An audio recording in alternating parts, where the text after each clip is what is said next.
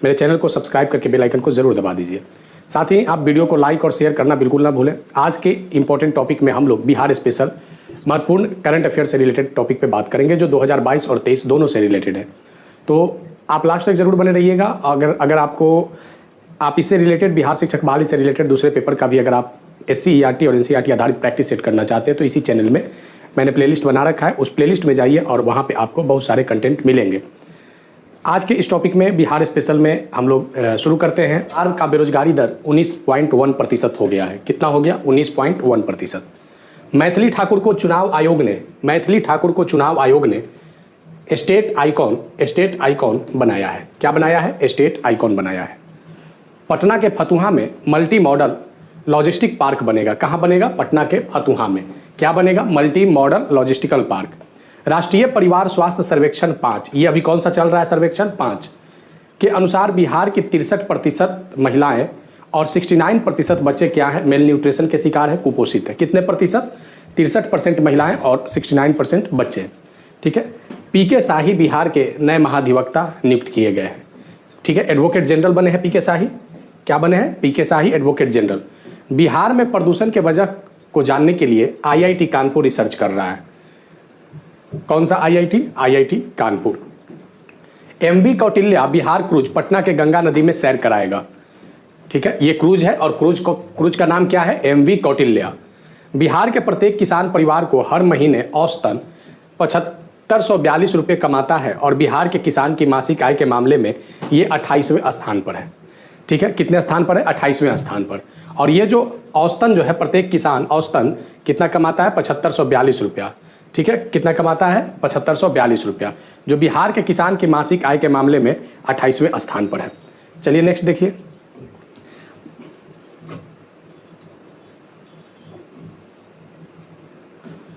भारतीय किसान को प्रति परिवार औसत मासिक आय 10,228 रुपया है। कितना है? 10,228 रुपया। देश में मेघालय इसमें पहले स्थान पर है, 29,000 के साथ पहले स्थान पर कौन है? मेघालय है। झारखंड के किसान परिवार 4895 रुपया औसत मासिक आय के साथ देश के सबसे निचले पायदान पर है। बिहार के आनंद कुमार, सुभद्रा देवी और कपिल देव प्रसाद को पद्मश्री से सम्मानित किया गया है। बहुत इंपॉर्टेंट क्वेश्चन है ये। आनंद कुमार जो सुपर 30 वाले हैं, सुभद्रा देवी और कपिल देव प्रसाद, ये 3 लोगों को भारत सरकार ने कौन सा पुरस्कार इस बार दिया है? पद्मश्री का पुरस्कार।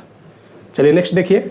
इसरो ने 2012 से 2021 तक के अध्ययन पर आंकड़ा प्रदर्शित किया है, जिसमें बिहार में बिजली की जो क्षेत्र में जो काम किए गए हैं वह अपने आप में एक अद्भुत है। क्योंकि 2012 से 2021 तक के अध्ययन पर बिहार में बिजली के क्षेत्र में 474% की वृद्धि देखी गई है। कितनी प्रतिशत? 474%। ये आंकड़ा किसने दिया है? कौन सी संस्था ने? इसरो ने दिया है। बिहार में जाति आधारित जनगणना के अनुसार 3.5 करोड़ परिवार हैं, जो 2011 के तुलना में 1.61 करोड़ ज़्यादा है। ठीक है। 3.5 करोड़ परिवार बिहार में हैं जिसकी जाति जनगणना किए जाने हैं और जिसकी जाति जनगणना किए गए हैं। लेकिन 2011 के जनगणना के अनुसार ये आंकड़ा कितना बढ़ा हुआ है? तो 1.61 करोड़ ज़्यादा बढ़ा हुआ है। बांका में 3 दिवसीय मंदार महोत्सव मनाया गया है। बांका बिहार का जिला है और यहाँ पे मंदार महोत्सव मनाया जाता है और ये कितने दिन? 3 दिन तक मनाया गया है। वाल्मीकि टाइगर प्रोजेक्ट के वन क्षेत्र में बाघों की संख्या कितने हो गए हैं? 50 से अधिक हो गए हैं। आप कंटिन्यू लास्ट तक जरूर देखिएगा, बहुत इंपॉर्टेंट ये सब ऑब्जेक्टिव है। महिला रग्बी चैंपियनशिप में उप विजेता बिहार की टीम बनी है। भुवनेश्वर में आयोजित हुआ है और रग्बी में बिहार की टीम उप विजेता बनी है। बिहार की महिला रग्बी जो है वो उप विजेता बनी है और कहाँ हुआ है? भुवनेश्वर में हुआ है। बिहार का पहला और देश का दूसरा फॉरेस्ट्री कॉलेज कहाँ स्थापित हो रहा है? मुंगेर में। मुंगेर जिला है बिहार का। बिहार का पहला और देश का दूसरा फॉरेस्ट्री कॉलेज मुंगेर में। पटना हाईकोर्ट के चीफ जस्टिस संजय करोल और जस्टिस अहसाउद्दीन अनामुल्ला सुप्रीम कोर्ट के न्यायाधीश नियुक्त किए गए हैं। तो पटना हाईकोर्ट से 2 लोगों की सुप्रीम कोर्ट में पोस्टिंग हुई है। कौन कौन? चीफ जस्टिस संजय करोल और जस्टिस अहसानुद्दीन अनामुल्ला का। चलिए इसके बाद देखते हैं हम लोग। राष्ट्रपति स्वच्छ सुजल शक्ति सम्मान 2023। राष्ट्रपति स्वच्छ सुजल शक्ति सम्मान 2023 किसको दिया गया है? बबीता कुमारी। ये बबीता कुमारी कौन है? ये मुखिया हैं। राष्ट्रपति स्वच्छ सुजल शक्ति सम्मान बबीता कुमारी को और वित्तीय वर्ष 2023-24 में 20,61,000 करोड़ का बिहार का बजट पेश हुआ है। 20,61,885 करोड़ का बिहार का बजट पेश किया गया है और बिहार की आर्थिक वृद्धि दर 10.98% रही है। ये आपके सब इकोनॉमिकल डाटा हैं जो इम्पोर्टेंट है। बिहार दिवस का थीम क्या है? युवा शक्ति, बिहार की प्रगति। बिहार दिवस कब मनाया जाता है? 22 मार्च को। बिहार दिवस की थीम क्या है? युवा शक्ति, बिहार की प्रगति। चलिए नेक्स्ट देखिए, राजेंद्र विश्वनाथ आर्लेकर 41वें राज्यपाल नियुक्त हुए हैं। नंबरिंग भी कभी कभी पूछ देता है, तो बिहार के वर्तमान राज्यपाल का नाम क्या है? राजेंद्र विश्वनाथ आर्लेकर। राजेंद्र विश्वनाथ आर्लेकर ये बिहार के कौन से राज्यपाल हैं? 41वें राज्यपाल हैं। फागू चौहान जो पहले राज्यपाल थे, उनको किस राज्य का राज्यपाल बनाया गया? मेघालय का। बिहार में पहली बार एथलेटिक्स मीट, बिहार ने 3 गोल्ड सहित 7 मेडल जीता है। कितना गोल्ड जीता है? 3 गोल्ड और 7 मेडल। कहाँ, किस में जीता है? एथलेटिक्स मीट में जीता है। चलिए आगे देखते हैं। नेक्स्ट आगे देखते हैं इसमें कि नीति आयोग ने देश के अल्प विकसित 112 जिलों के champion of change data ranking में जारी किया है, जिसमें ओवरऑल परफॉर्मेंस में गया देश में दूसरे स्थान पर है और शिक्षा के क्षेत्र में शेखपुरा पहले स्थान पर है। और शिक्षा के क्षेत्र में शेखपुरा पहले स्थान पर है। ये 2011 का सेंसस के डाटा के आधार पर शिक्षा का आंकड़ा नहीं है, बल्कि ये नीति आयोग ने जारी किया है। अल्प विकसित, जो वैसे जिले जो अल्प विकसित है, तो उसमें पर शिक्षा के क्षेत्र में कौन सा पहले स्थान पे जिला आया है? बिहार का शेखपुरा। और ओवरऑल परफॉर्मेंस में दूसरे स्थान पर कौन सा है? गया। ये पूरे इंडिया में आया है। उसके बाद देखिए कि विनोद चंद्रन पटना उच्च न्यायालय के नए मुख्य न्यायाधीश बने हैं। के विनोद चंद्रन पटना उच्च न्यायालय के नए मुख्य न्यायाधीश बने हैं। और साइकिलिंग एसोसिएशन ऑफ बिहार की ओर से आयोजित खेलो इंडिया महिला रोड साइकिलिंग लीग में बिहार ओवरऑल चैंपियन रहा है। ठीक है, साइकिलिंग में बिहार चैंपियन रहा है महिला साइकिलिंग में। पूर्णिया में 15 करोड़ के लागत से अत्याधुनिक डॉपलर रडार, कौन सा रडार? डॉपलर रडार केंद्रीय मौसम विज्ञान केंद्र लगाएगी। कितने करोड़ की लागत से? 15 करोड़ की लागत से। बिहार के कौन से जिला में? पूर्णिया में। क्या लग रहा है? डॉपलर रडार लग रहा है। ठीक है। गया में फल्गु नदी पर बने गयाजी डैम, देखिएगा गयाजी डैम राष्ट्रीय पुरस्कार CBIP अवार्ड 2022 दिया गया है। ये फल्गु नदी पर रबर डैम है, तो इस डैम का नाम क्या है? गयाजी डैम। गयाजी डैम। पूर्वी चंपारण के रक्सौल से काठमांडू के बीच ट्रेन चलेगी। और दुर्लभ प्रजाति सोनकांठी गोरैया दुर्लभ प्रजाति है सोनकांठी गोरैया, जो बिहार के मुंगेर के भीम बांध में मिली है। भीम बांध कहाँ है? मुंगेर में। मुंगेर में देश का पहला वानिकी कॉलेज 105 एकड़ में बना है। मुंगेर में देश का पहला वानिकी कॉलेज 105 एकड़ में बना है। इसमें देखेंगे लगभग 60 के आसपास में आपके बिहार से रिलेटेड ऑब्जेक्ट वन लाइनर हैं जो इम्पोर्टेंट है। और एक इस पे बिहार पे एक और करंट अफेयर का बजट से रिलेटेड कर लेंगे और उसके साथ ही आपका ये कंप्लीट हो जाएगा। इसके अलावे करंट अफेयर जो नेशनल और इंटरनेशनल इशू के होते हैं, तो उसको भी हम लोग कंप्लीट करेंगे। और इसके साथ ही आपका क्या होगा? एक कंप्लीट पैकेज, जब आप प्लेलिस्ट को आप जब खोल के देखेंगे तो आपका जितने सारे पेपर हैं आप उसको एक बार ज़रूर रिवीजन कर लीजिए। मुंगेर में बिहार में छोटी नदियों को जोड़ने के लिए पहली योजना, ये अब सबसे पहली बार योजना शुरू हुआ है, बागमती बेलवाधार बूढ़ी गंडक लिंक। ठीक है, बागमती गंडक पर योजना है। इसमें नदी कौन कौन है? बागमती बेलवाधार बूढ़ी गंडक लिंक, जो पहले चरण में इस काम का पूरा हो जाएगा। गरुड़ों की संख्या बिहार में 720 है, जो देश में सर्वाधिक है। गरुड़ पक्षी है, तो इसकी संख्या बिहार में कितने हैं? 720 है, जो देश में सर्वाधिक है। Startup innovation in IT sector में बेस्ट अवार्ड दरभंगा के चंद्रशेखर को मिला है। और राष्ट्रीय अंडर 17 कुश्ती में रजत पदक बेगूसराय के निर्जला को मिला है। ठीक है, किसको मिला है? अंडर 17 कुश्ती में निर्जला को। 2022-23 में मनरेगा में सबसे खराब प्रदर्शन बिहार के खगड़िया जिले का रहा था। किसका? खगड़िया जिले का। और वहीं सबसे बेहतर प्रदर्शन बिहार के जमुई जिले का रहा था। ठीक है। चौथा कृषि रोड मैप 2023 से 2028 के लिए लागू हुआ है, जिसके लिए बिहार सरकार ने 1,62,268.78 करोड़ खर्च करेगा। कृषि रोड मैप वाला जरूर डेट याद रखिएगा। ये चौथा कृषि रोड मैप है और 2023 से लेकर 2028 तक ये चलेगा।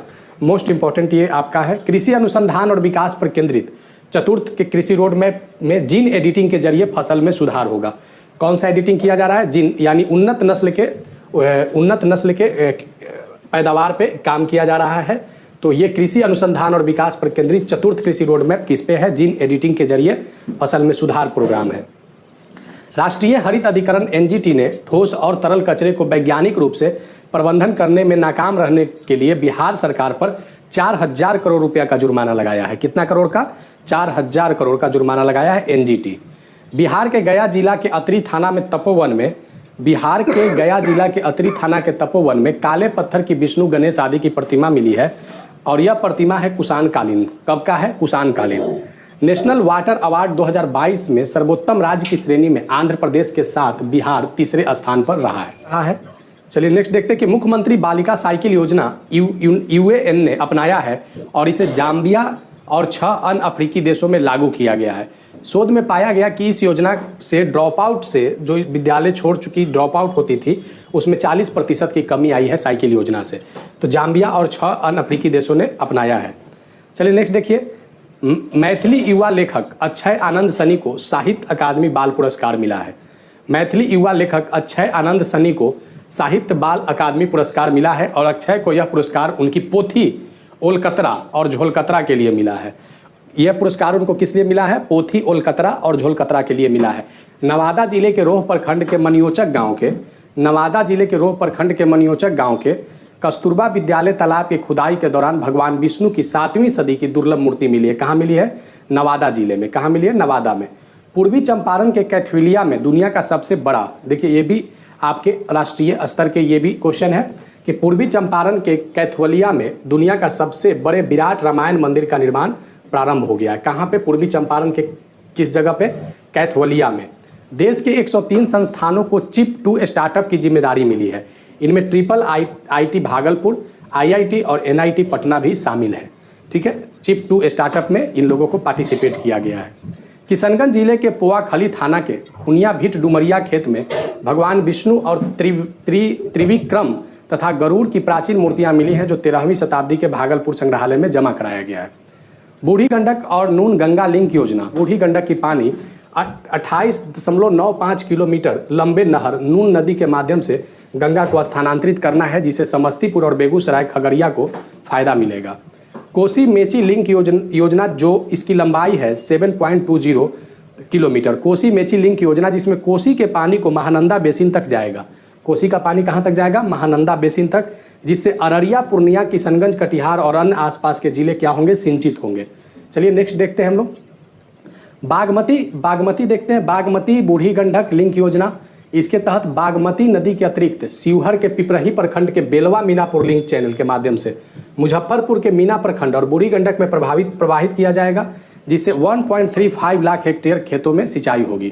गंगा छारी गंगा लिंक योजना, इसके तहत छारी नदी के पानी को गंगा नदी में स्थानांतरित किया जाएगा, जिससे गोपालगंज और सिवान सारण जिले को फायदा मिलेगा।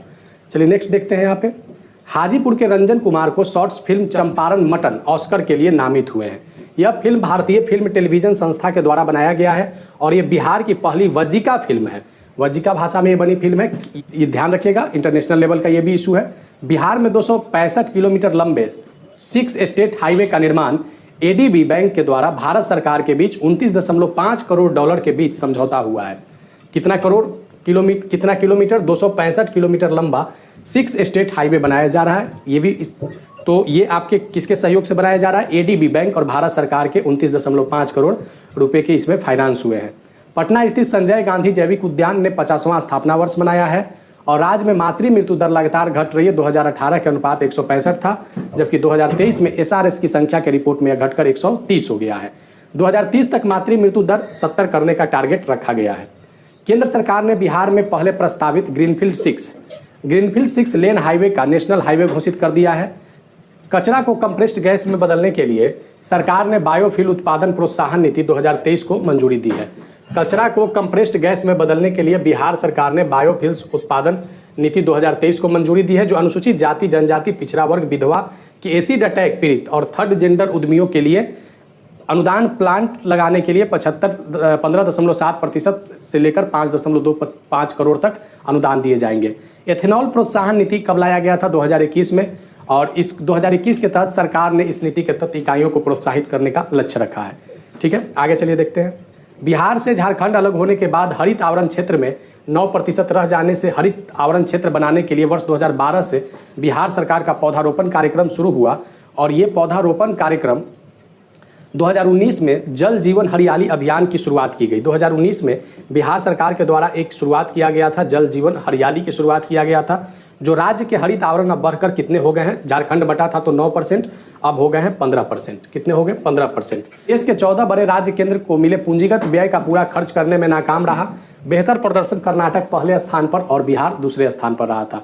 बिहार सरकार ने 4 आर्द्रभूमि उदयपुर झील, विक्रमशिला डॉल्फिन और आश्रयनी और गोगाबिल और गोकुल जलाशय को रामसर साइट में घोषित करने की कार्रवाई शुरू कर दिया है। ठीक है, और इसमें आपके कांवर झील जो है वो किसमें है? रामसर साइट में उसको शामिल किया गया है।